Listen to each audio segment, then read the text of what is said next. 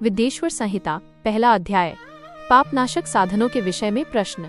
जो आदि से लेकर अंत में है, नित्य मंगलमय है, जो आत्मा के स्वरूप को प्रकाशित करने वाले हैं, जिनके 5 मुख हैं और जो खेल खेल में जगत की रचना, पालन और संहार तथा अनुग्रह एवं तिरोभाव रूप 5 प्रबल कर्म करते हैं, उन सर्वश्रेष्ठ अजर अमर उमापति भगवान शंकर का मैं मन ही मन चिंतन करता हूँ।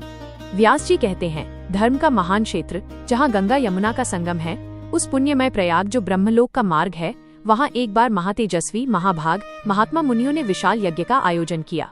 उस ज्ञान यज्ञ का समाचार सुनकर पौराणिक शिरोमणि व्यास जी के शिष्य सूत जी वहाँ मुनियों के दर्शन के लिए आए।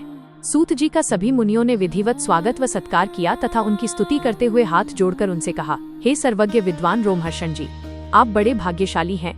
आपने स्वयं व्यास जी के मुख से पुराण विद्या प्राप्त की है। आप आश्चर्य स्वरूप कथाओं का भंडार हैं। आप भूत भविष्य और वर्तमान के ज्ञाता हैं। हमारा सौभाग्य है कि आपके दर्शन हुए। आपका यहाँ आना निरर्थक नहीं हो सकता। आप कल्याणकारी हैं। उत्तम बुद्धि वाले सूत जी, यदि आपका अनुग्रह हो तो गोपनीय होने पर भी आप शुभाशुभ तत्व का वर्णन करें, जिससे हमारी तृप्ति नहीं होती और उसे सुनने की हमारी इच्छा ऐसी ही रहती है।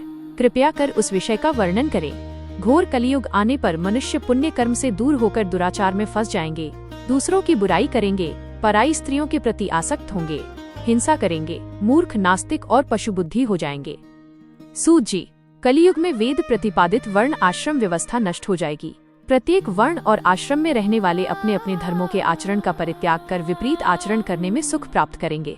इस सामाजिक वर्ण संकरता से लोगों का पतन होगा, परिवार टूट जाएंगे, समाज बिखर जाएगा। प्राकृतिक आपदाओं से जगह जगह लोगों की मृत्यु होगी।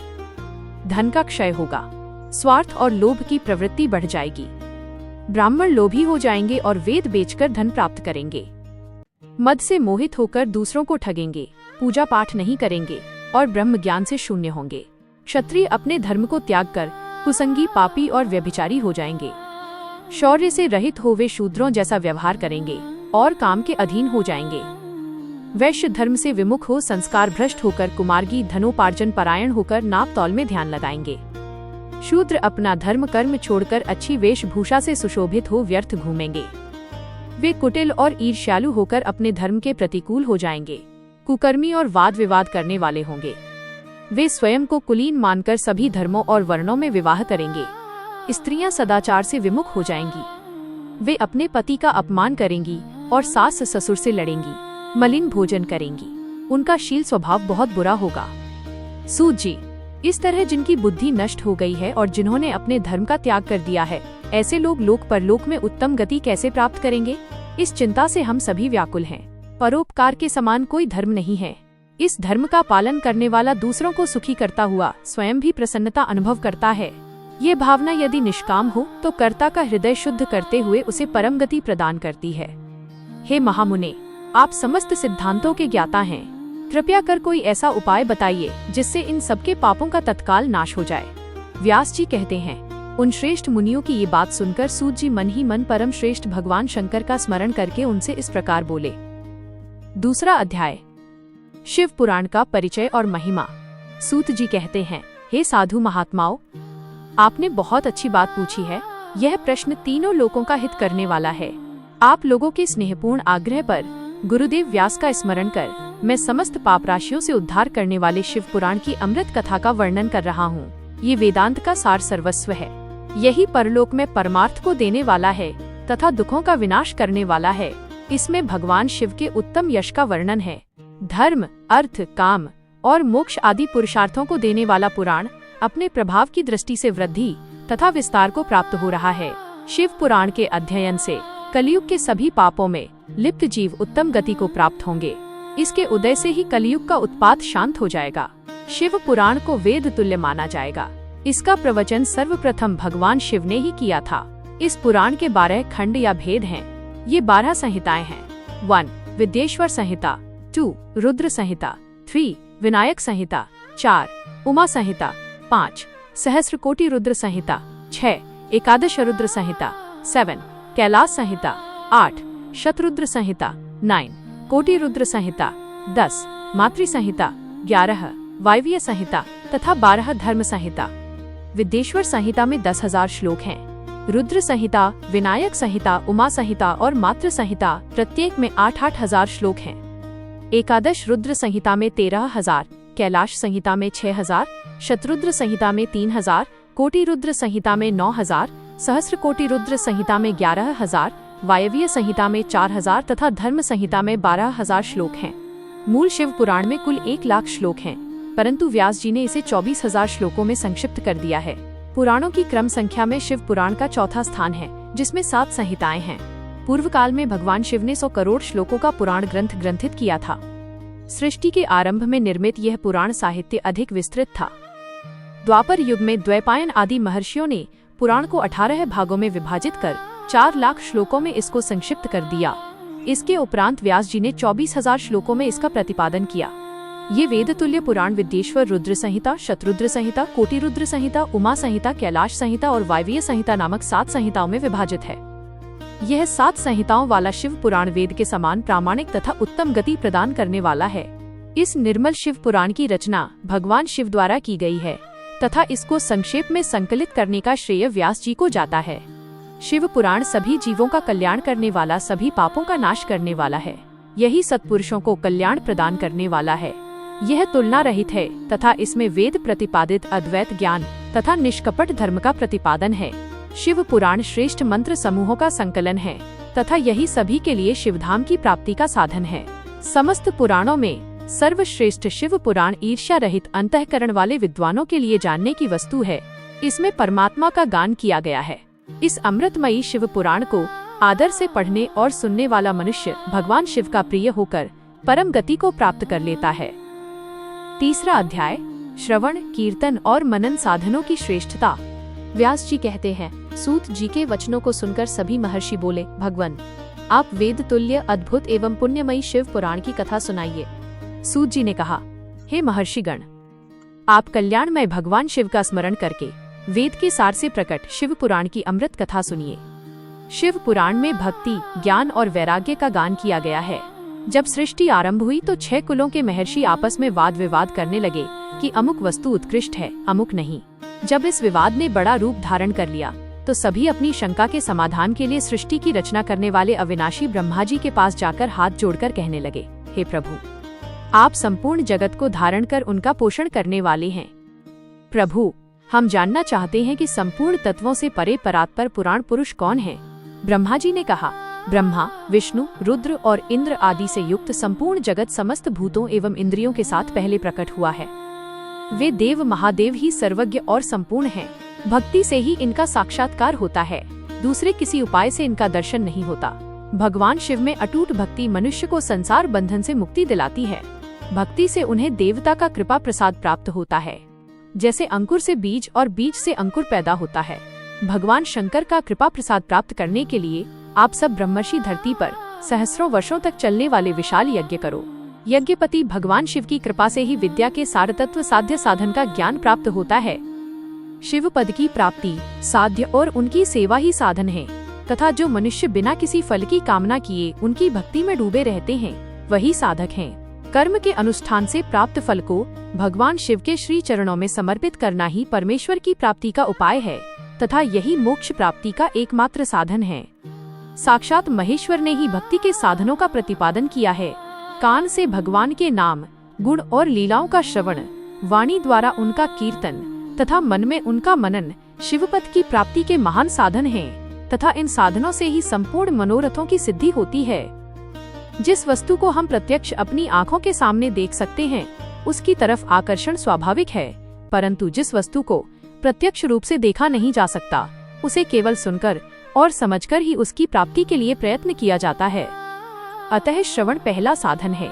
श्रवण द्वारा ही गुरु मुख से तत्व को सुनकर श्रेष्ठ बुद्धि वाला विद्वान अन्य साधन कीर्तन और मनन की शक्ति व सिद्धि प्राप्त करने का यत्न करता है। मनन के बाद इस साधन की साधना करते रहने से धीरे धीरे भगवान शिव का संयोग प्राप्त होता है और लौकिक आनंद की प्राप्ति होती है। भगवान शिव की पूजा, उनके नामों का जाप तथा उनके रूप गुण विलास के हृदय में निरंतर चिंतन को ही मनन कहा जाता है।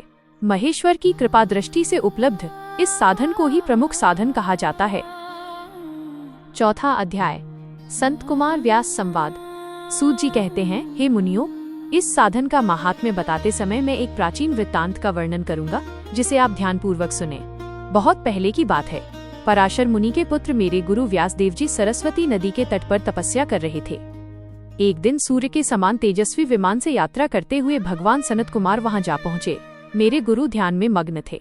जागने पर अपने सामने सनत कुमार जी को देखकर वे बड़ी तेजी से उठे और उनके चरणों का स्पर्श कर उन्हें अर्घ्य देकर योग्य आसन पर विराजमान किया। प्रसन्न होकर सनत कुमार जी गंभीर वाणी में बोले, मुनि तुम सत्य का चिंतन करो। सत्य तत्व का चिंतन ही श्रेय प्राप्ति का मार्ग है। इसी से कल्याण का मार्ग प्रशस्त होता है। यही कल्याणकारी है। यह जब जीवन में आ जाता है तो सब सुंदर हो जाता है। सत्य का अर्थ है सदैव रहने वाला। इस काल का कोई प्रभाव नहीं पड़ता। यह सदा एक समान रहता है। सनत कुमार जी ने महर्षि व्यास को आगे समझाते हुए कहा, महर्षि, सत्य पदार्थ भगवान शिव ही हैं। भगवान शंकर का श्रवण, कीर्तन और मनन ही उन्हें प्राप्त करने के सर्वश्रेष्ठ साधन हैं। पूर्व काल में मैं दूसरे अनेकानेक साधनों के भ्रम में पड़ा घूमता हुआ तपस्या करने मंदराचल पर जा पहुंचा।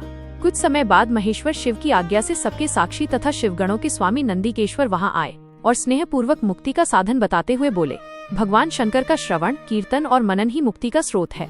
यह बात मुझे स्वयं देवाधिदेव भगवान शिव ने बताई है। अतः तुम इन्हीं साधनों का अनुष्ठान करो। व्यास जी से ऐसा कहकर अनुगामियों सहित सनत कुमार ब्रह्मधाम को चले गए। इस प्रकार इस उत्तम वृत्तांत का संक्षेप में मैंने वर्णन किया है। ऋषि बोले, सूत जी, आपने श्रवण, कीर्तन और मनन को मुक्ति का उपाय बताया है, किंतु जो मनुष्य इन तीनों साधनों में असमर्थ हो, वह मनुष्य कैसे मुक्त हो सकता है? किस कर्म के द्वारा बिना यत्न के ही मोक्ष मिल सकता है? 5वां अध्याय, शिवलिंग का रहस्य एवं महत्व। सूत जी कहते हैं, हे शौनक जी, श्रवण, कीर्तन और मनन जैसे साधनों को करना प्रत्येक के लिए सुगम नहीं है। इसके लिए योग्य गुरु और आचार्य चाहिए। गुरुमुख से सुनी गई वाणी मन की शंकाओं को दग्ध करती है। गुरुमुख से सुने शिव तत्व द्वारा शिव के रूप स्वरूप के दर्शन और गुणानुवाद में रसानुभूति होती है। तभी भक्त कीर्तन कर पाता है। यदि ऐसा कर पाना संभव न हो तो मोक्षार्थी को चाहिए कि वह भगवान शंकर के लिंग एवं मूर्ति की स्थापना करके रोज उनकी पूजा करे। इसे अपनाकर वो इस संसार सागर से पार हो सकता है। संसार सागर से पार होने के लिए इस तरह की पूजा आसानी से भक्ति पूर्वक की जा सकती है। अपनी शक्ति एवं सामर्थ्य के अनुसार धनराशि से शिवलिंग या शिव मूर्ति की स्थापना कर भक्ति भाव से उसकी पूजा करनी चाहिए। मंडप, गोपुर, तीर्थ, मठ एवं क्षेत्र की स्थापना कर उत्सव का आयोजन करना चाहिए तथा पुष्प, धूप, वस्त्र, गंध, दीप तथा पुआ और तरह तरह के भोजन नैवेद्य के रूप में अर्पित करने चाहिए। श्री शिवजी ब्रह्मरूप और निष्कल अर्थात कला रहित भी हैं और कला सहित भी। मनुष्य इन दोनों स्वरूपों की पूजा करते हैं। शंकर जी को ही ब्रह्म पदवी भी प्राप्त है। कलापूर्ण भगवान शिव की मूर्ति पूजा भी मनुष्यों द्वारा की जाती है और वेदों ने भी इस तरह की पूजा की आज्ञा प्रदान की है। सनत कुमार जी ने पूछा, हे नंदिकेश्वर, पूर्व काल में उत्पन्न हुए लिंगबेर अर्थात मूर्ति की उत्पत्ति के संबंध में आप हमें विस्तार से बताइए। नंदिकेश्वर ने बताया, मुनिवर, प्राचीन काल में एक बार ब्रह्मा और विष्णु के मध्य युद्ध हुआ तो उनके बीच स्तंभ रूप में शिवजी प्रकट हो गए। इस प्रकार उन्होंने पृथ्वीलोक का संरक्षण किया। उसी दिन से महादेव जी का लिंग के साथ साथ मूर्ति पूजन भी जगत में प्रचलित हो गया। अन्य देवताओं की साकार अर्थात मूर्ति पूजा होने लगी, जो कि अभीष्ट फल प्रदान करने वाली थी, परंतु शिवजी के लिंग और मूर्ति दोनों रूप ही पूजनीय हैं। 6ठा अध्याय, ब्रह्मा विष्णु युद्ध। नंदिकेश्वर बोले, पूर्व काल में श्री विष्णु अपनी पत्नी श्री लक्ष्मी जी के साथ शेषशय्या पर शयन कर रहे थे। तब एक बार ब्रह्मा जी वहां पहुंचे और विष्णु जी को पुत्र कहकर पुकारने लगे, पुत्र उठो, मैं तुम्हारा ईश्वर तुम्हारे सामने खड़ा हूँ। यह सुनकर विष्णु जी को क्रोध आ गया। फिर भी शांत रहते हुए वे बोले, पुत्र, तुम्हारा कल्याण हो, कहो अपने पिता के पास कैसे आना हुआ। यह सुनकर ब्रह्मा जी कहने लगे, मैं तुम्हारा रक्षक हूँ, सारे जगत का पितामह हूँ, सारा जगत मुझ में निवास करता है। तू मेरी नाभि कमल से प्रकट होकर मुझसे ऐसी बातें कर रहा है। इस प्रकार दोनों में विवाद होने लगा। तब वे दोनों अपने को प्रभु कहते कहते एक दूसरे का वध करने को तैयार हो गए। हंस और गरुड़ पर बैठे दोनों परस्पर युद्ध करने लगे। ब्रह्मा जी के वक्ष स्थल में विष्णु जी ने अनेकों अस्त्रों का प्रहार करके उन्हें व्याकुल कर दिया। इससे कुपित हो ब्रह्मा जी ने भी पलटकर भयानक प्रहार किए। उनके पारस्परिक आघातों से देवताओं में हलचल मच गई।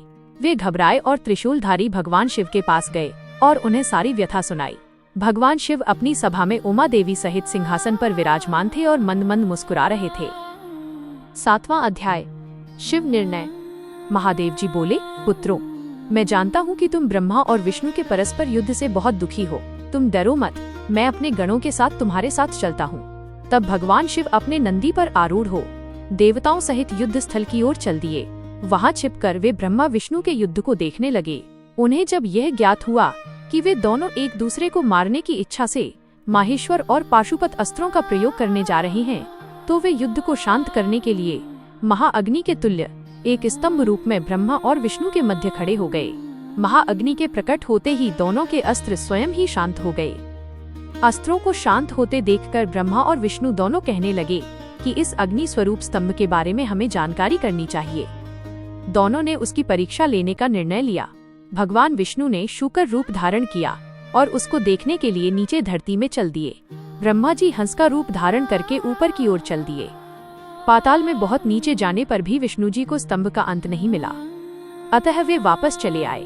ब्रह्मा जी ने आकाश में जाकर केतकी का फूल देखा। वे उस फूल को लेकर विष्णु जी के पास गए। विष्णु ने उनके चरण पकड़ लिए। ब्रह्मा जी के छल को देखकर भगवान शिव प्रकट हुए। विष्णु जी की महानता से शिव प्रसन्न होकर बोले, हे विष्णु जी, आप सत्य बोलते हैं, अतः मैं आपको अपनी समानता का अधिकार देता हूँ। 8वां अध्याय, ब्रह्मा का अभिमान भंग। नंदिकेश्वर बोले, महादेव जी ब्रह्मा जी के छल पर अत्यंत क्रोधित हुए। उन्होंने अपने त्रिनेत्र तीसरी आंख से भैरव को प्रकट किया और उन्हें आज्ञा दी कि वो तलवार से ब्रह्मा जी को दंड दें। आज्ञा पाते ही भैरव ने ब्रह्मा जी के बाल पकड़ लिए और उनका 5वां सिर काट दिया। ब्रह्मा जी डर के मारे कांपने लगे। उन्होंने भैरव के चरण पकड़ लिए तथा क्षमा मांगने लगे। इसे देखकर श्री विष्णु ने भगवान शिव से प्रार्थना की कि आपकी कृपा से ही ब्रह्मा जी को 5वां सिर मिला था, अतः आप इन्हें क्षमा कर दें। तब शिवजी की आज्ञा पाकर ब्रह्मा को भैरव ने छोड़ दिया।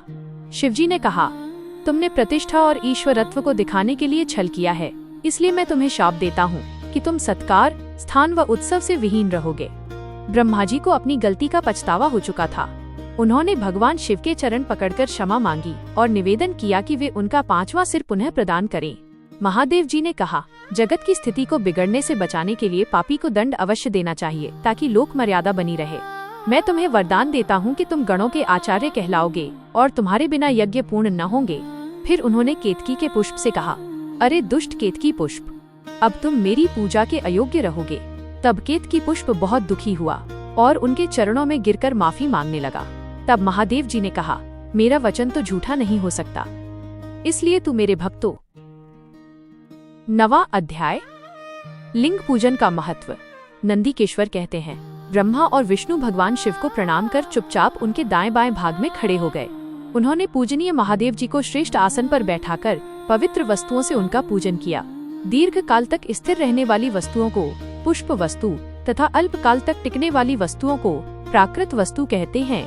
हार, नूपुर, केयूर, किरीट, मणिमय कुंडल, यज्ञोपवीत उत्तरीय वस्त्र, पुष्पमाला, रेशमी वस्त्र, हार, मुद्रिका, पुष्प, तांबूल, कपूर, चंदन एवं अगरू का अनुलेप, धूप, दीप, श्वेत छत्र, व्यंजन, ध्वजा, चंवर तथा अनेक दिव्य उपहारों द्वारा, जिनका वैभव वाणी और मन की पहुंच से परे था, जो केवल परमात्मा के योग्य थे, उनसे ब्रह्मा और विष्णु ने अपने स्वामी महेश्वर का पूजन किया।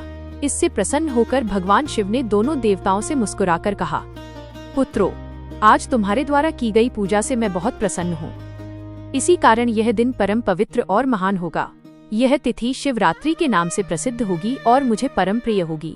इस दिन जो मनुष्य मेरे लिंग अर्थात निराकार रूप की या मेरी मूर्ति अर्थात साकार रूप की दिन रात निराहार रहकर अपनी शक्ति के अनुसार निश्चल भाव से यथोचित पूजा करेगा, वह मेरा परम प्रिय भक्त होगा। पूरे वर्ष भर निरंतर मेरी पूजा करने पर जो फल मिलता है, वह फल शिवरात्रि को मेरा पूजन करके मनुष्य तत्काल प्राप्त कर लेता है। जैसे पूर्ण चंद्रमा का उदय समुद्र की वृद्धि का अवसर है, उसी प्रकार शिवरात्रि की तिथि मेरे धर्म की वृद्धि का समय है। इस तिथि को मेरी स्थापना का मंगलमय उत्सव होना चाहिए। मैं मार्गशीर्ष मास में आर्द्रा नक्षत्र से युक्त पूर्णमासी या प्रतिपदा को ज्योतिर्मय स्तंभ के रूप में प्रकट हुआ था। इस दिन जो भी मनुष्य पार्वती सहित मेरा दर्शन करता है अथवा मेरी मूर्ति या लिंग की झांकी निकालता है, वह मेरे लिए कार्तिकेय से भी अधिक प्रिय है। इस शुभ दिन मेरे दर्शन मात्र से पूरा फल प्राप्त होता है। यदि दर्शन के साथ मेरा पूजन भी किया जाए तो इतना अधिक फल प्राप्त होता है कि वाणी द्वारा उसका वर्णन नहीं किया जा सकता। लिंग रूप में प्रकट होकर मैं बहुत बड़ा हो गया था। अतः लिंग के कारण यह भूतल लिंग स्थान के नाम से प्रसिद्ध हुआ। जगत के लोग इसका दर्शन और पूजन कर सके, इसके लिए यह अनादि और अनंत ज्योति स्तंभ अथवा ज्योतिर्मय लिंग अत्यंत छोटा हो जाएगा। यह लिंग सब प्रकार के भोग सुलभ कराने वाला तथा भोग और मोक्ष का एकमात्र साधन है। इसका दर्शन, स्पर्श और ध्यान प्राणियों को जन्म और मृत्यु के कष्ट से छुड़ाने वाला है। शिवलिंग के यहाँ प्रकट होने के कारण यह स्थान अरुणाचल नाम से प्रसिद्ध होगा तथा यहाँ बड़े बड़े तीर्थ प्रकट होंगे। इस स्थान पर रहने या मरने से जीवों को मोक्ष प्राप्त होगा। मेरे 2 रूप हैं, साकार और निराकार। पहले में स्तंभ रूप में प्रकट हुआ, फिर अपने साक्षात रूप में। ब्रह्म भाव मेरा निराकार रूप है तथा महेश्वर भाव मेरा साक्षात रूप है। ये दोनों ही मेरे सिद्ध रूप हैं। मैं ही परब्रह्म परमात्मा हूँ। जीवों पर अनुग्रह करना मेरा कार्य है।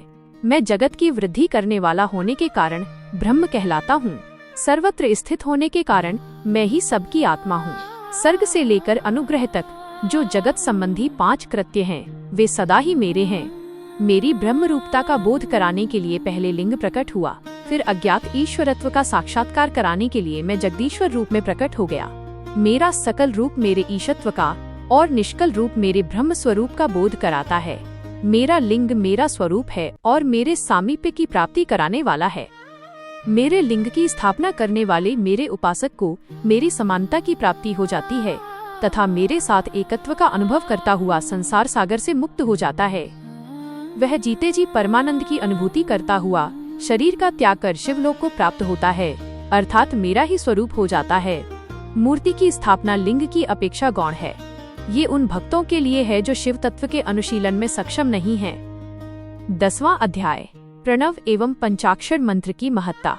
ब्रह्मा और विष्णु ने पूछा, प्रभो, सृष्टि आदि 5 कृत्यों के लक्षण क्या हैं? ये हम दोनों को बताइए। भगवान शिव बोले, मेरे कर्तव्यों को समझना अत्यंत गहन है, तथापि मैं कृपा पूर्वक तुम्हें बता रहा हूँ। सृष्टि, पालन, संहार, तिरोभाव और अनुग्रह मेरे जगत संबंधी 5 कार्य हैं जो नित्य सिद्ध हैं। संसार की रचना का आरंभ सृष्टि कहलाता है। मुझसे पालित होकर सृष्टि का सुस्थिर रहना उसका पालन है। उसका विनाश ही संहार है। प्राणों के उत्क्रमण को तिरोभाव कहते हैं। इन सब से छुटकारा मिल जाना ही मेरा अनुग्रह अर्थात मोक्ष है। ये मेरे 5 कृत्य हैं। सृष्टि आदि 4 कृत्य संसार का विस्तार करने वाले हैं।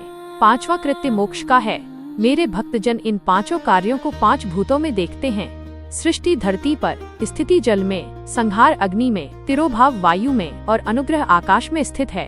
पृथ्वी से सबकी सृष्टि होती है, जल से वृद्धि होती है, आग सबको जला देती है, वायु एक स्थान से दूसरे स्थान पर ले जाती है और आकाश सबको अनुग्रहित करता है। इन 5 कृत्यों का भार वहन करने के लिए ही मेरे 5 मुख हैं। 4 दिशाओं में 4 मुख और इनके बीच में 5वां मुख है। पुत्रों, तुम दोनों ने मुझे तपस्या से प्रसन्न कर सृष्टि और पालन 2 कार्य प्राप्त किए हैं। इसी प्रकार मेरी विभूति स्वरूप रुद्र और महेश्वर ने संहार और तिरोभाव कार्य मुझसे प्राप्त किए हैं, परंतु मोक्ष मैं स्वयं प्रदान करता हूँ। मैंने पूर्व काल में अपने स्वरूप भूत मंत्र का उपदेश किया है, जो ओंकार रूप में प्रसिद्ध है। ये मंगलकारी मंत्र है। सर्वप्रथम मेरे मुख से ओंकार ए प्रकट हुआ, जो मेरे स्वरूप का बोध कराता है। इसका स्मरण निरंतर करने से मेरा ही सदा स्मरण होता है। मेरे उत्तरवर्ती मुख से अकार का, पश्चिम मुख से उकार का, दक्षिण मुख से मकार का, पूर्ववर्ती मुख से बिंदु का तथा मध्यवर्ती मुख से नाद का प्रकटीकरण हुआ है। इस प्रकार इन 5 अवयवों से ओंकार का विस्तार हुआ है। इन 5 अवयवों के एकाकार होने पर प्रणव ए नामक अक्षर उत्पन्न हुआ। जगत में उत्पन्न सभी स्त्री पुरुष इस प्रणव मंत्र में व्याप्त हैं। यह मंत्र शिव शक्ति दोनों का बोधक है। इसी से पंचाक्षर मंत्र और नमः शिवाय की उत्पत्ति हुई है। यह मेरे साकार रूप का बोधक है। इस पंचाक्षर मंत्र से मातृका वर्ण प्रकट हुए हैं, जो 5 भेद वाले हैं। इसी से शिरो मंत्र सहित त्रिपदा गायत्री का प्राकट्य हुआ है। इस गायत्री से संपूर्ण वेद प्रकट हुए और उन वेदों से करोड़ों मंत्र निकले हैं। उन मंत्रों से विभिन्न कार्यों की सिद्धि होती है। इस पंचाक्षर प्रणव मंत्र से सभी मनोरथ पूर्ण होते हैं। इस मंत्र से भोग और मोक्ष दोनों प्राप्त होते हैं। नंदिकेश्वर कहते हैं, जगदम्बा उमा गौरी पार्वती के साथ बैठे, महादेव ने उत्तरवर्ती मुख बैठे, ब्रह्मा और विष्णु को पर्दा करने वाले वस्त्र से आच्छादित कर उनके मस्तक पर अपना हाथ रखकर धीरे धीरे उच्चारण कर उन्हें उत्तम मंत्र का उपदेश दिया। 3 बार मंत्र का उच्चारण करके भगवान शिव ने उन्हें शिष्यों के रूप में दीक्षा दी। गुरु दक्षिणा के रूप में दोनों ने अपने आप को समर्पित करते हुए दोनों हाथ जोड़कर उनके समीप खड़े हो जगतगुरु भगवान शिव की इस प्रकार स्तुति करने लगे। ब्रह्मा विष्णु बोले, प्रभु, आपके साकार और निराकार दो रूप हैं। आप तेज से प्रकाशित हैं, आप सबके स्वामी हैं, आप सर्वात्मा को नमस्कार है। आप प्रणव मंत्र के बताने वाले हैं तथा आप ही प्रणव लिंग वाले हैं। सृष्टि, पालन, संहार, तिरोभाव और अनुग्रह आदि आपके ही कार्य हैं। आपके 5 मुख हैं, आप ही परमेश्वर हैं, आप सबकी आत्मा हैं, ब्रह्म हैं। आपके गुण और शक्तियाँ अनंत हैं, हम आपको नमस्कार करते हैं। इन पंक्तियों से स्तुति करते हुए गुरु महेश्वर को प्रसन्न कर ब्रह्मा और विष्णु ने उनके चरणों में प्रणाम किया। महेश्वर बोले, आर्द्रा नक्षत्र में चतुर्दशी को यदि इस प्रणव मंत्र का जप किया जाए तो ये अक्षय फल देने वाला है। सूर्य की संक्रांति में महा आर्द्रा नक्षत्र में एक बार किया प्रणव जप करोड़ों गुना जप का फल देता है। मृगशिरा नक्षत्र का अंतिम भाग तथा पुनर्वसु का शुरू का भाग पूजा, होम और तर्पण के लिए सदा आर्द्रा के समान ही है। मेरे लिंग का दर्शन प्रातः काल अर्थात मध्याह्न से पूर्व काल में करना चाहिए। मेरे दर्शन पूजन के लिए चतुर्दशी तिथि उत्तम है। पूजा करने वालों के लिए मेरी मूर्ति और लिंग दोनों समान है। फिर भी मूर्ति की अपेक्षा लिंग का स्थान ऊंचा है, इसलिए मनुष्यों को शिवलिंग का ही पूजन करना चाहिए। लिंग का ऐ मंत्र से और मूर्ति का पंचाक्षर मंत्र से पूजन करना चाहिए। शिवलिंग की स्वयं स्थापना करके या दूसरों से स्थापना करवाकर उत्तम द्रव्यों से पूजा करने से मेरा पद सुलभ होता है। इस प्रकार दोनों शिष्यों को उपदेश देकर भगवान शिव अंतर्धान हो गए। 11वां अध्याय, शिवलिंग की स्थापना और पूजन विधि का वर्णन। ऋषियों ने पूछा, सूत जी, शिवलिंग की स्थापना कैसे करनी चाहिए तथा उसकी पूजा कैसे, किस काल में तथा किस द्रव्य द्वारा करनी चाहिए? सूत जी ने कहा, महर्षियों, मैं तुम लोगों के लिए इस विषय का वर्णन करता हूँ, इसे ध्यान से सुनो और समझो। अनुकूल एवं शुभ समय में किसी पवित्र तीर्थ में, नदी के तट पर, ऐसी जगह पर शिवलिंग की स्थापना करनी चाहिए जहाँ रोज पूजन कर सके। पार्थिव द्रव्य से, जलमय द्रव्य से अथवा तेजस द्रव्य से पूजन करने से उपासक को पूजन का पूरा फल प्राप्त होता है। शुभ लक्षणों में पूजा करने पर ये तुरंत फल देने वाला है। चल प्रतिष्ठा के लिए छोटा शिवलिंग श्रेष्ठ माना जाता है। अचल प्रतिष्ठा हेतु बड़ा शिवलिंग अच्छा रहता है। शिवलिंग की पीठ सहित स्थापना करनी चाहिए। शिवलिंग की पीठ गोल, चौकोर, त्रिकोण अथवा खाट के पाए की भांति ऊपर नीचे मोटा और बीच में पतला होना चाहिए। ऐसा लिंग पीठ महान फल देने वाला होता है। पहले मिट्टी अथवा लोहे से शिवलिंग का निर्माण करना चाहिए। जिस द्रव्य से लिंग का निर्माण हो उसी से उसका पीठ बनाना चाहिए। यही अचल प्रतिष्ठा वाले शिवलिंग की विशेषता है। चल प्रतिष्ठा वाले शिवलिंग में लिंग व प्रतिष्ठा एक ही तत्व से बनानी चाहिए। लिंग की लंबाई स्थापना करने वाले मनुष्य के 12 अंगुल के बराबर होनी चाहिए। इससे कम होने पर फल भी कम प्राप्त होता है, परंतु 12 अंगुल से लंबाई अधिक भी हो सकती है। चल लिंग में लंबाई स्थापना करने वाले के 1 अंगुल के बराबर होनी चाहिए, उससे कम नहीं। यजमान को चाहिए कि पहले वह शिल्प शास्त्र के अनुसार देवालय बनवाए तथा उसमें सभी देवगणों की मूर्ति स्थापित करे। देवालय का गर्भगृह सुंदर, सुदृढ़ और स्वच्छ होना चाहिए।